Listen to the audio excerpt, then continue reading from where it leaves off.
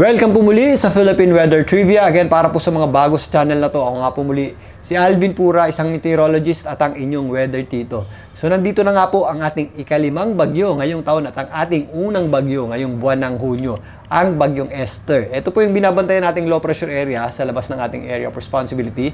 Nakapasok po yan sa loob ng ating area of responsibility kaninang alas 3 ng madaling araw at yan po ay itinaas agad ng Pag-asa sa Tropical Depression category at naging bagyo na nga at nabigyan nga ng local name na Esther.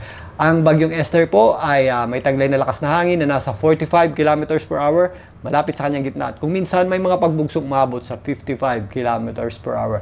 Ito po ay huling namata ng Pag-asa sa layong 230 kilometers north-northwest ng Itbayat, Batanes, kanina pong tanghali. At sa ngayon, yung kanyang center o gitna, hindi naman natin inaasang tumama or maglandfall sa anumang bahagi ng ating bansa. Pero yung kanyang panglabas na kaulapan at mga pabugso-bugsong hangin ay umaabot po dito sa area ng extreme northern Luzon, particularly dito sa area ng Batanes. At kung mapapansin nyo, itong ating satellite image, meron tayong mga kaulapan at mga pag-ulan dito sa western section ng Luzon at central Luzon, including Metro Manila, dahil po yan sa epekto ng ating habagat o southwest monsoon. At magpapatuloy pa po yan habang kumikilos, papalayo ng ating bansa, ito pong bagyong Esther.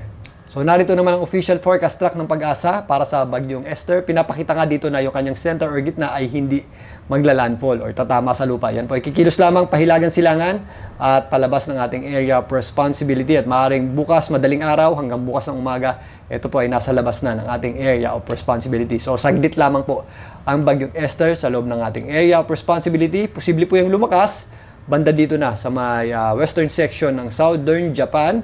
Pero ganun pa man, kahit makalabas na po yan ng ating area of responsibility, magkakaroon pa rin po yan ng inflow ng hangin o pupunta pa rin dyan yung ating habagat na kung saan hindi ka agad mawawala yung ating habagat. Magpapatuloy pa po yan ngayong weekend, mababawasan po ng bahagya yung epekto niyan sa darating na Sabado at Linggo.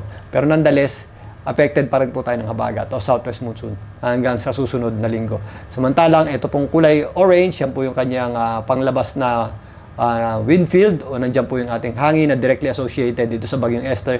Sumasabit po yan dito sa area ng Batanes. So possible po dyan yung mga pabugso-bugsong hangin at kung minsan meron din po tayong malalakas na pag-ulan. Yan po yung direct effect ng bagyong Esther. Pero lalayo na rin po ito ngayong hapon hanggang gabi. Mababawasan na po yung direct effect niyan pero again, magpapatuloy pa rin po yung epekto ng habagat o southwest monsoon, lalong-lalo na sa kanlurang bahagi ng ating bansa.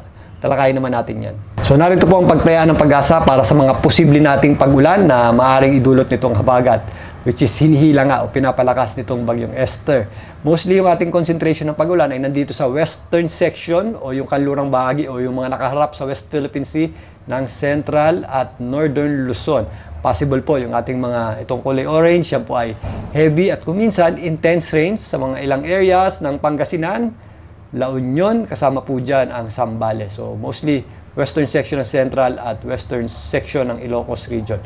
Possible po yan yung ating mga pagbaha, flash floods and landslides, especially sa mga mabubundok o mountainous areas. Lalong-lalo na kapag umuulan sa bundok, is bumababa agad yung ating tubig na ipon sa mas mabababang lugar. So doble ingat pa rin po tayo dyan. Samantalang possible naman yung ating mga katamtaman at kung minsan malalakas sa pag-ulan dito sa Benguet, kasama po dyan ang Baguio City, maging dito sa Abra, ang natitirang bahagi ng Ilocos region. Yan po ang Ilocos Sur at Ilocos Norte. Kasama na po dyan ang area ng Bataan. Ito pong mga walang kulay gray, is affected pa rin po ng habagat yan. Ito pong natitirang bahagi ng Central Luzon, ang Zambales, ang Pampanga, Bulacan, Tarlac. Possible naman yung ating mga kalat-kalat na pag-ulan.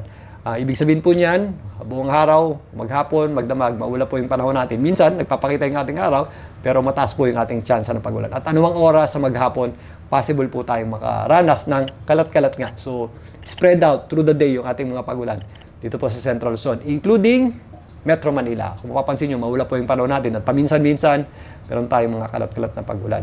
So, magpapatuloy pa po yan hanggang bukas dahil sa epekto ng ating habagat o southwest monsoon, maging dito po sa ilang parts ng Calabarzon, particularly ang Cavite at Batangas, kasama na po dyan ang Mindoro. Ngayong Sabado hanggang Linggo, aakyat naman yung bagyong Esther at lalayo sa ating landmass o kalupahan. So aakyat din yung ating axis ng habagat. So mababawasan ng bahagya yung concentration ng ating malalakas sa pag-ulan. Possible na lamang yung ating mga katamtaman at kung minsan malalakas sa pag-ulan dito po sa mga areas ng Pangasinan, Zambales, La Union, kasama po dyan ang Ilocos Norte at Ilocos Sur. So mostly Ilocos region and ito pong western section ng Central Luzon, ang Zambales nga. So, mababawasan ng bahagya yung ating mga possible na mga pagulan. Pero again, if ever meron tayong thunderstorms, magpapatuloy po yung ating mga malalakas na pagulan na may kasamang pagkulog at pagkidlat. So, doble ingat pa rin po tayo dyan. Samantalang, yung mga walang kulay pa rin po ang western section ng Central Luzon, kasama pong Metro Manila, meron pa rin po tayong mga possible na pagulan bukas. Although hindi ganun kalakasan, is all throughout the day, mataas po yung ating chance na pagulan. Kaya sa may mga lakad ngayong weekend, wag pa rin natin kalimutan ang magdala ng payong o anumang pananggalang sa ulan dahil any time of the day, pwede po tayong makaranas ng pagulan. At kung meron tayong thunderstorms, kung mapapansin nyo, medyo maninipis yung ating mga kaulapan at mga pagulan, mahihina lamang. Pero pag meron tayong thunderstorms, ibang level po ng pagulan yan. Usually, yan po yung malalaki yung patak at biglang buhos po ng pagulan. So, pag-ingat pa rin po tayo dyan, possible pa rin po yan. Kahit meron tayong, kahit makulimlim yung ating panahon. So, ganun din po ang ating asahan sa mga areas ng Cavite at Batangas at maging dito sa area ng Mindoro. So mostly meron pa rin po tayong inflow ng hangin o habagat ngayong weekend. So narito naman po ang kaisa-isang area na may nakataas na tropical cyclone wind signal ang Pag-asa. Signal number 1 po tayo dito po sa area ng Batanes. Dahil nga sumasabit yan doon sa outer wind field at outer rain bands nito pong bagyong Esther. Pero anytime ngayong araw is mawawala na rin po yung tropical cyclone wind signals dyan. Pero nonetheless, possible pa rin po tayong makaranas ng mga pagulan dyan dulot naman ng buntot o yung paghila ng bagyong Esther sa ating habagat o southwest monsoon. Kaya mag-ingat pa rin po tayo.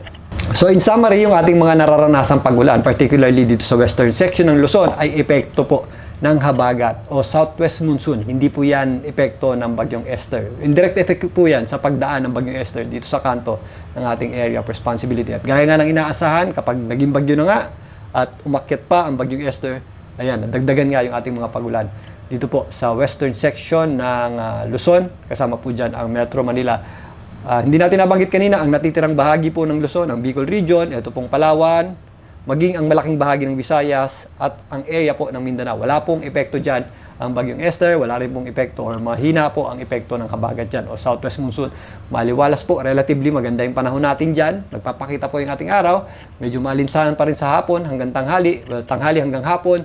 Pero minsan-minsan meron tayong mga pagbaha na dulot ng mga isolated o mga localized na thunderstorms. Dahil yung ating mga thunderstorms, kahit 1 hanggang 2 oras lang po yan is yan po ay nagdudulot pa rin ng malalakas na pagulan na posible pong magbaba.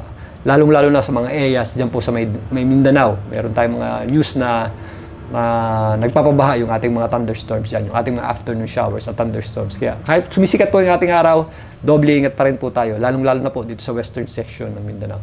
Minsan mas delikado pa po yung maganda yung panahon sa umaga, mainit, hanggang tanghali, hanggang hapon, dahil yung ating hangin ay nanggagaling sa timog kanluran, warm at moist po yan.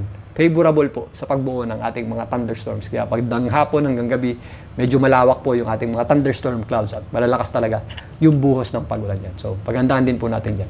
Balikan natin itong bagyong Esther at ang habagat. Bukas, muli ito po ang inyong Weather Tito para sa Philippine Weather Trivia.